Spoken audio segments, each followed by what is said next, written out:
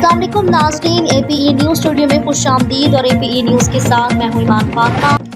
Update करेंगे आपको अहमदपुर शर्किया से, जहां पे हमारे APE न्यूज़ के नुमाइंदे मलिक अख्तर की रिपोर्ट के मुताबिक पाकिस्तान पीपल्स पार्टी के उम्मीदवार MNA मखदूम सैयद अली गिलानी व उम्मीदवार MPA मियां राफत और रहमान सियाल ने इलेक्शन कैंपेन के सिलसिले में सहाफ़ियों के एजाज़ में तकरीब का इनेकाद किया न्यूज़ कॉन्फ्रेंस की, जिसमें उन्होंने कहा पाकिस्तान पीपल्स पार्टी जब भी इक़्तिदार में आई जनूबी पंजाब में तरक्याती मंसूबे लाई।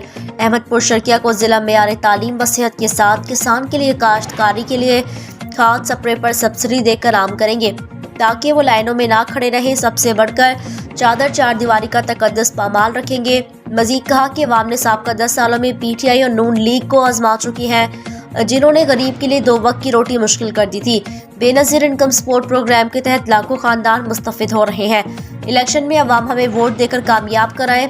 इस मौके पर प्रेस के अलावा पार्टी के सीनियर ओहदेदारान खालिद चौहान व दीगर भी मौजूद थे।